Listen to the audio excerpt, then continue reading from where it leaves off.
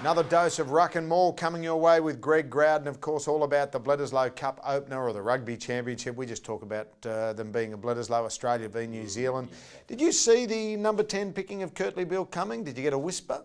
No, I didn't. I'll be honest with you, I was working for a story from scrum.com assuming that Bernard Foley was going to be there. I was actually ripping into the selectors thinking, if they're going to pick Ashley Cooper at 40, they're a joke, and da-di-da-di-da. That's something I saw the story, went... Delete. Okay, let's start from scratch. The reasons, can we read more into it than just playing surprises? Talk about keeping the All Blacks on their toes. Is there some backstory that might be related to the fact that he hasn't re-signed with the Wallabies yet?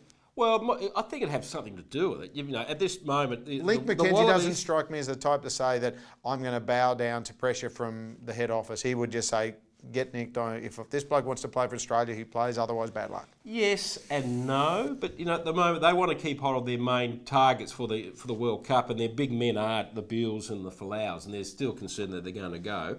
But I think it's more importantly, I think this game McKenzie thinks you've got to attack the All Blacks straight out. Let's do it with a surprise element. Beale is the surprise element. He will give them something different, and I honestly believe with Beale at number 10, they're a better chance of winning this game than having Foley at 10, particularly as McKenzie, more importantly, has done the right thing in the back line. He's got Ashley Cooper at 13 rather than on the wing. And Pat McCabe and Rob Horne being there smart, because you'll see them defensively covering for Beale. You'll see Beale disappearing over to the wing, and you'll either have Horne sitting at 12, and also, or McCabe coming at 12 in defence, and that gives them a very good defensive line.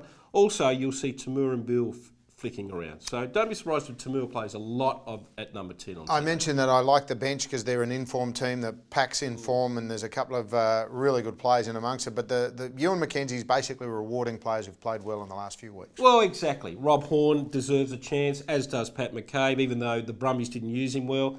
And Ashley Cooper's in the right spot. But I'm talking about the forwards, more importantly. The forwards...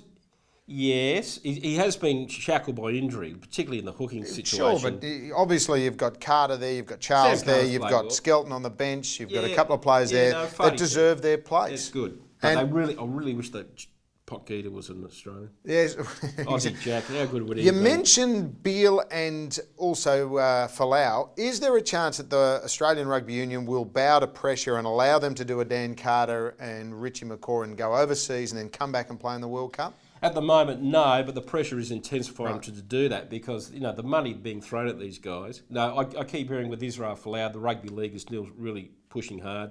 The Roosters are really intensifying their bid, and if he's going to go anywhere, I know everyone's talking the Bulldogs, but the Roosters, but also the money coming from the south of France.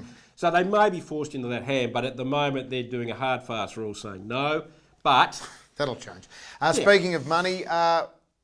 Michael Checker, not really offering a deal that is going to make him in a hurry to sign. He's got the trophy tucked away, and now he's got the ability to watch Argentina. And if they self-destruct over the next few weeks, the Argentinians might be offering a pretty penny for him to switch. The Argentinians already have offered him a very lucrative deal. What's going on at the moment, there was renegotiations happening a couple of days after the Super Rugby final. Then Michael Checker took his family to Fiji. As you do. As you do. Great spot. Hilton Hotel.